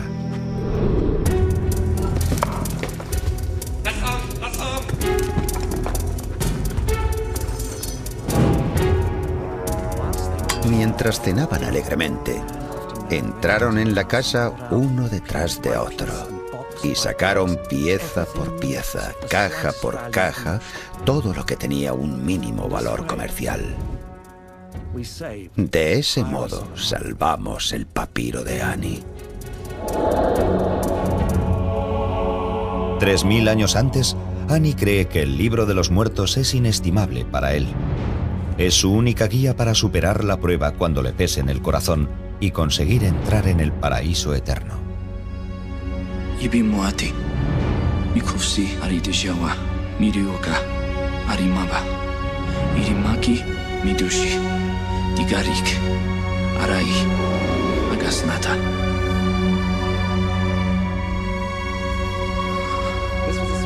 Era un conjuro que le decía al corazón literalmente que no le delatase.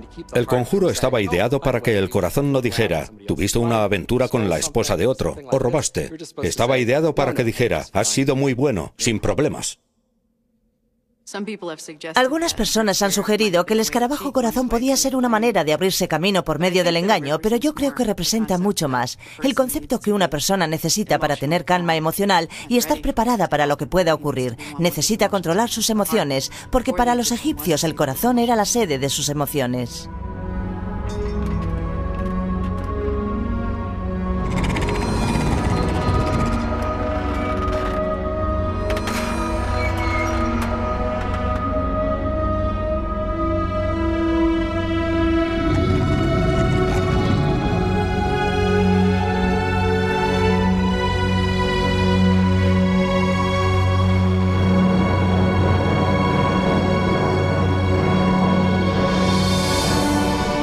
El rollo de Annie ayuda a su dueño a superar finalmente la prueba del corazón en la gran sala del juicio.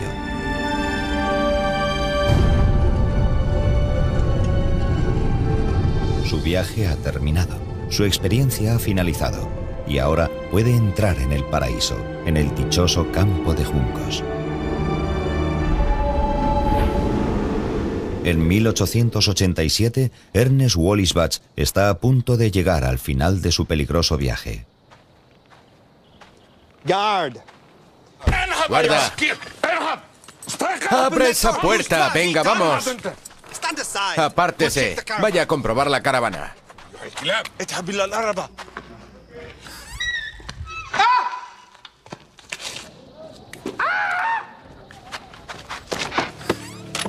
Ha desaparecido. Ha desaparecido todo.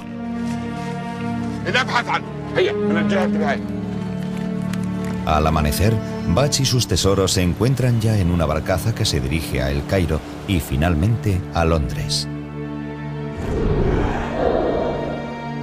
En diciembre de 1887, Sir Ernest Wallis Bach ha regresado ya al Museo Británico.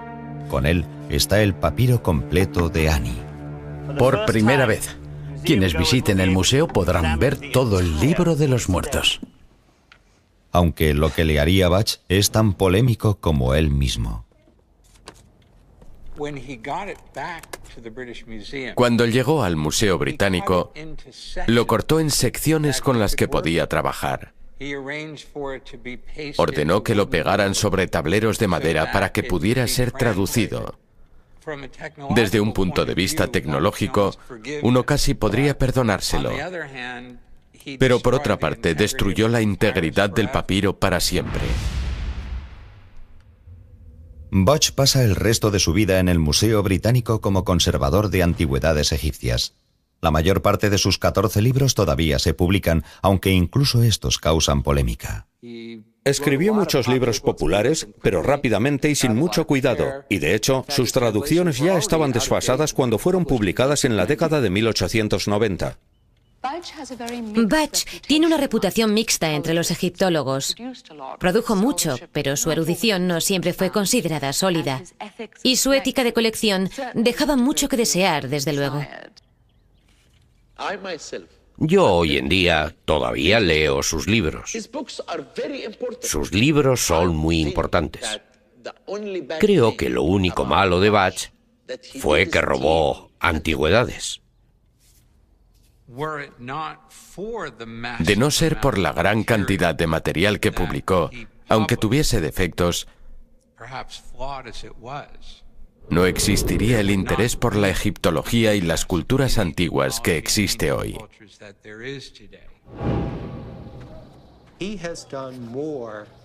Hizo más para popularizar el libro egipcio de los muertos, para popularizar la noción de la otra vida egipcia, que cualquier otro erudito, que cualquier otro texto que se haya publicado.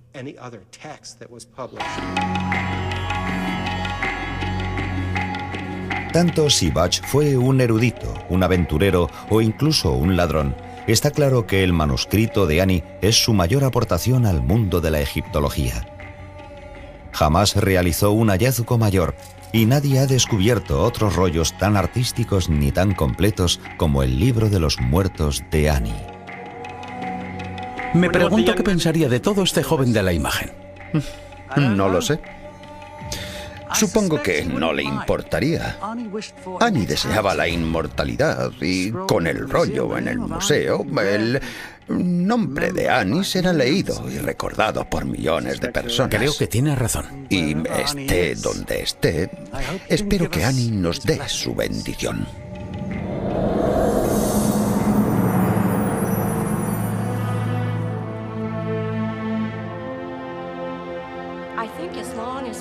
Creo que mientras los humanos tengamos preguntas sobre el significado de la vida y de la muerte, el libro de los muertos va a seguir teniendo bastante relevancia. Los antiguos egipcios escribieron ese libro no porque ansiaran la muerte, sino porque adoraban la vida y querían que continuase. El libro de los muertos imagina que el lugar de mayor dicha en el que podemos estar es aquí, en la tierra.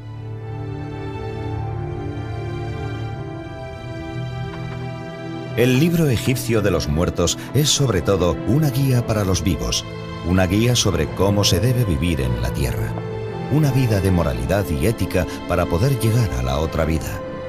Pero los misterios de los antiguos egipcios perduran.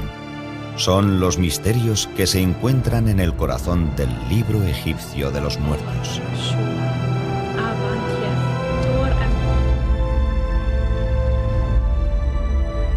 Y esos misterios de vida, de muerte y del más allá perduran eternamente. misterios que solo se pueden comprender por medio de la fe, la esperanza, por obra de la imaginación y del corazón.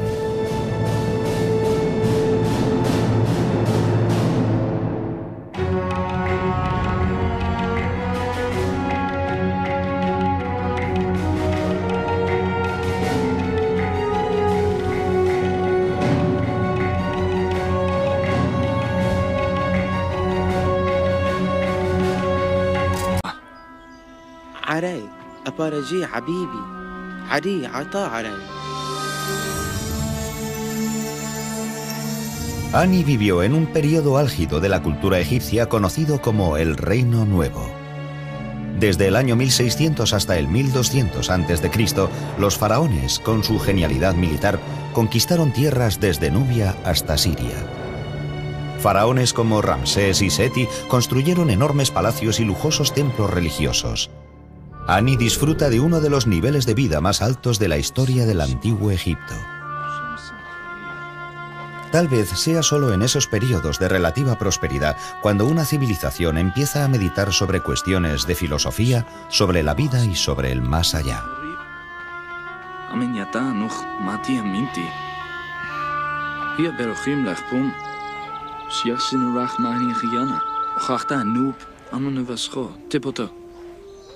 El registro histórico nos deja claro que la otra vida debió de haber tenido un gran peso en la mente de Ani.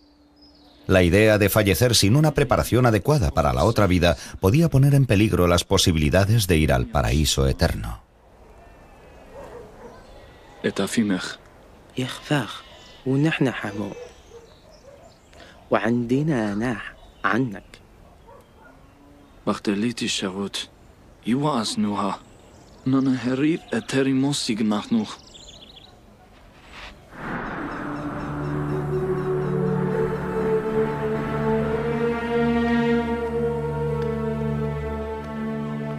La prueba de la obsesión de Ani con el más allá es esta extraordinaria pieza de arte funerario conocida como el manuscrito de Ani. El manuscrito de Ani es por derecho una de las copias más famosas del Libro de los Muertos debido a la gran calidad del arte. La escritura y en particular las viñetas tan hermosamente pintadas se encuentran entre las más impresionantes. Los arqueólogos han descubierto más de 25.000 copias del libro egipcio de los muertos. Los textos más antiguos datan del año 1500 a.C. y los más recientes del siglo IV de nuestra era. Pero es aquí, en el afamado Museo Británico, en el corazón del Londres del siglo XXI, donde uno puede ver el famoso manuscrito de Ani, el mejor ejemplo de conservación de un libro egipcio de los muertos.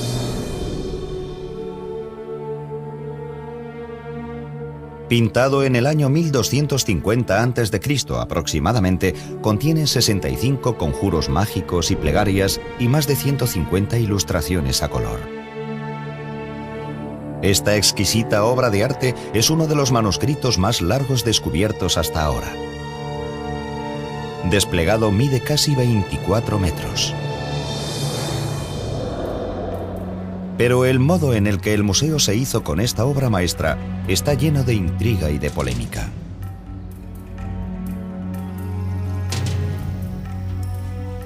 El manuscrito fue traído de Egipto en 1887. Supervisando la recuperación y conservación de todos los artefactos egipcios, se encuentra con el nuevo director de antigüedades coloniales, un francés llamado Eugène Grevaux. Monsieur Grevaux arguiría que el Museo Británico no es más que otro ladrón que se lleva la herencia de Egipto clandestinamente. Típico, siendo francés.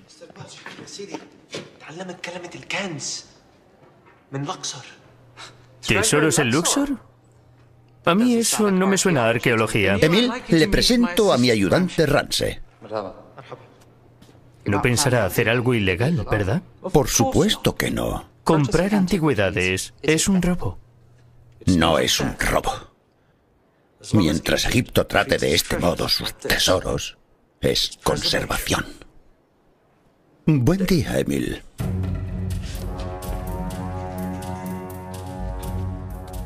Hoy en día, Ernest Wallis Budge tiene mala reputación. Pero en 1887 le interesaba menos su reputación que llegar al presunto nuevo descubrimiento. Desde su base, en El Cairo, hay 720 kilómetros hasta Luxor siguiendo el Nilo. Budge está decidido a llegar hasta el tesoro antes que otros coleccionistas. Su instinto competitivo le es muy útil, ya que entre los artefactos hay una ventana a otro mundo, a uno que el hombre moderno no ha visto nunca.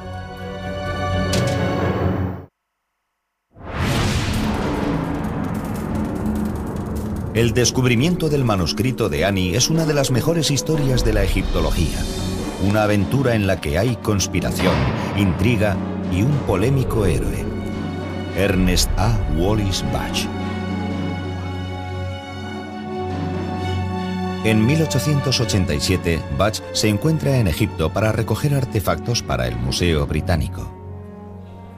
He recibido información de un nativo de Egipto sobre que en Tebas se han realizado descubrimientos muy importantes. Me ha dicho que han descubierto una tumba en la orilla oeste del Nilo, que es la mejor de cuantas él ha visto, y que en ella hay varios rollos de papiros. Me ha pedido que vaya allí sin falta y tome posesión de todas aquellas cosas antes de que las autoridades las puedan incautar y meter en la cárcel a sus dueños. El final del siglo XIX fue una época muy dinámica de la historia de la egiptología. Por una parte estaba emergiendo la nueva arqueología, pero a la vez existía la antigua tradición del pillaje e incluso de profanación de tumbas por parte de los tratantes de antigüedades. Budge pocas veces extrajo antigüedades de tumbas. Prefería comprárselas a los tratantes.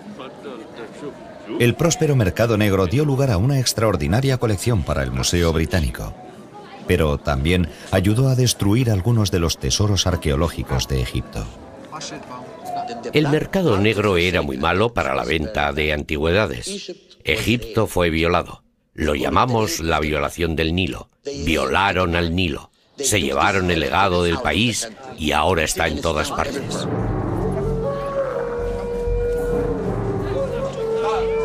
El ayudante de Budge lo llevó a un tratante de antigüedades del mercado negro, donde le dan un intrigante artefacto que había sido encontrado en Luxor.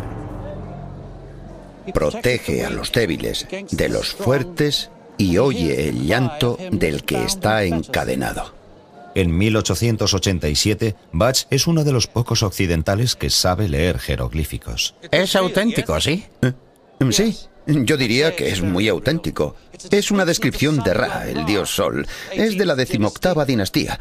Me atrevería a decir que es de una copia del Libro de los Muertos. Yo lo llamo la Biblia de los egipcios. Es el texto religioso más antiguo del mundo. ¿No será más antiguo que la Biblia? Oh, sí que lo es. De hecho, esta parte parece ser lo que llaman confesiones negativas. Es una lista de pecados que uno no debería cometer. La verdadera fuente de los 10 mandamientos. Mahmoud. Sí. ¿Es esta la única pieza de papiro? Oh, no. El hombre que lo encontró, el que encontró el manuscrito, lo cortó en trozos pequeños como ese para vendérselos a los coleccionistas. No tengo más. ¿Pero es del nuevo descubrimiento? Sí, puedo pedir que traigan al hombre que lo encontró. Está en Luxor. El problema del mercado negro de antigüedades es que la gente acaba robando cosas y sacándolas de su contexto. Es igual de malo si se hizo en el siglo XIX como si se hace hoy. Al hacerlo, se destruye completamente la comprensión que uno pueda tener del objeto. Es un placer como siempre, Mahmoud. Supongo que sigues prefiriendo dinero europeo. Por supuesto, señor Budge. Mañana tendré a un guía esperándole. Es un viaje de 2 días. Estaremos preparados. Budge quiere llegar a los nuevos descubrimientos, pero sabe muy bien que el nuevo director de antigüedades, Eugène Grevaux, pretende llegar allí primero. En 1887, Budge sabe que el rumoreado hallazgo de papiros manuscritos es importante, pero solo ahora se está empezando a comprender el verdadero valor histórico del Libro de los Muertos. Muchos creen que es el ejemplo más antiguo de escrituras religiosas del mundo. Se pueden ver cosas escritas en la Biblia, en el Antiguo Testamento y en el Corán. Y por lo tanto, la religión actual no llega de repente. Hay etapas. El libro de los muertos es en realidad la primera etapa del pensamiento humano sobre la otra vida. El libro de los muertos tiene sus antecedentes en los textos religiosos más antiguos que tenemos del antiguo Egipto. Fueron inscritos en las pirámides durante la quinta dinastía alrededor del 2300 a.C. Posteriormente, reyes y nobles egipcios eligen las mismas inscripciones de las pirámides para escribirlas dentro de sus ataúdes. Y ese grupo de textos se conocen como los textos de los sarcófagos. Luego, en la época del Reino Nuevo, que tiene un tremendo resurgir en la producción literaria y artística, encontramos literatura mortuoria que empieza a reunir todos los conjuros de los sarcófagos de la civilización occidental, con un mensaje que es intemporal y misterioso. El libro egipcio de los muertos es la guía de los egipcios para la otra vida y puede ser el primer documento religioso del mundo. Desde el polémico arqueólogo que planea sacarlo de Egipto clandestinamente, no toleraré que nadie se aparte de la ley, ni usted ni sus amigos nativos, hasta un aterrador viaje al más allá. El libro egipcio de los muertos es tan antiguo como la propia civilización. La primera visión del día del juicio final. Un libro que puede dar respuesta a las preguntas fundamentales que se hace la humanidad desde hace milenios.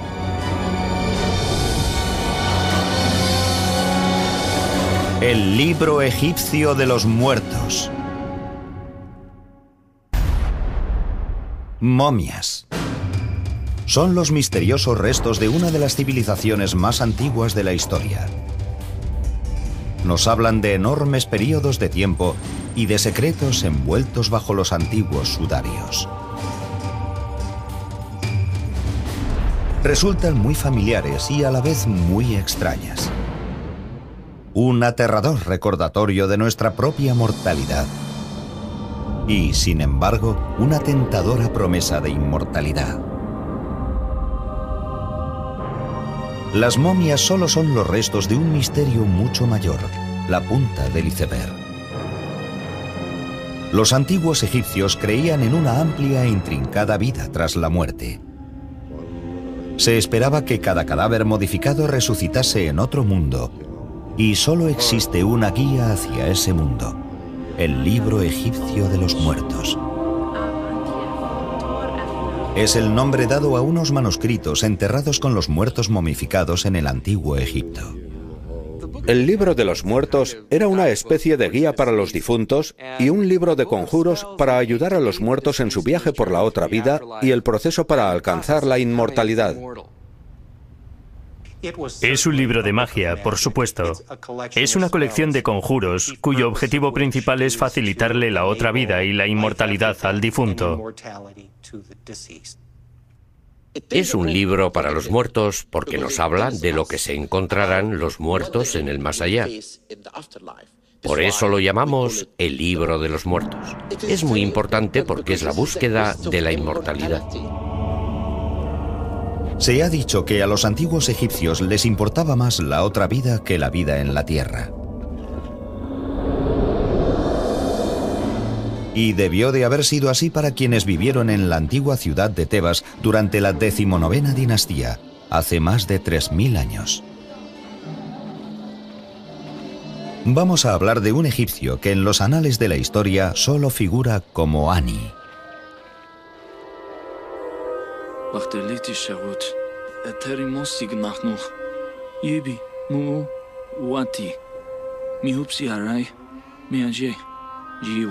Por un empleado del museo llamado Ernest Alfred Thompson Wallis Budge.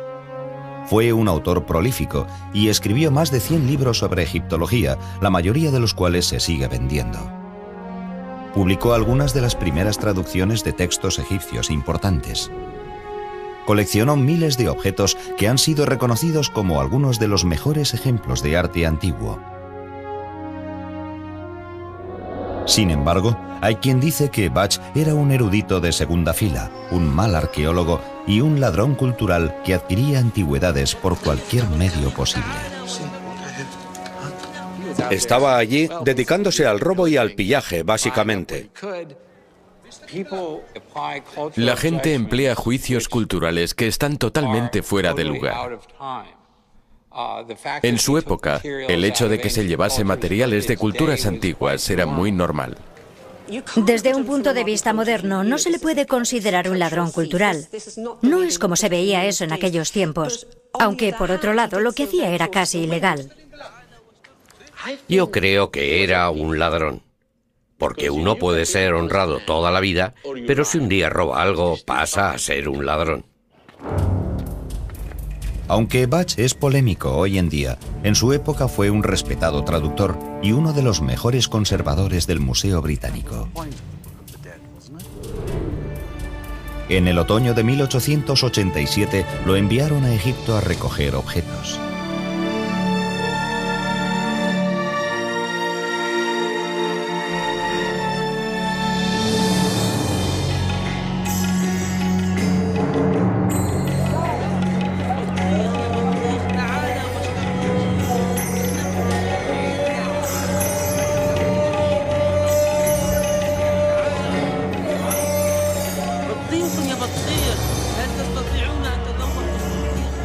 El viaje de Bach a Egipto se hizo en el momento perfecto. Poco después de su llegada comenzaron a surgir noticias sobre artefactos descubiertos recientemente y que él remarca en su autobiografía. Aún no llevaba muchas horas en el Cairo cuando descubrí que todo el mundo hablaba de los descubrimientos realizados en el Alto Egipto y circulaban las historias más increíbles. Rumores de los hallazgos han llegado a todas las grandes ciudades de Europa y en el Cairo había representantes de varios museos continentales haciendo cada uno todo lo posible por llevarse la parte del león. La primera parada de Bach, el Museo Egipcio, para reunirse con un colega egiptólogo. Le sorprende el mal estado de la colección del museo.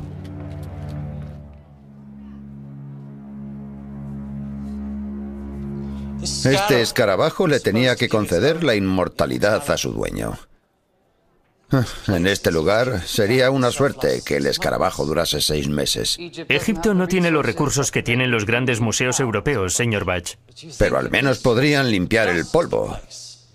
Al menos podrían evitar que el agua dañase los tesoros. Esperamos que el nuevo director ayude a que todo eso cambie. El famoso Monsieur Grebo.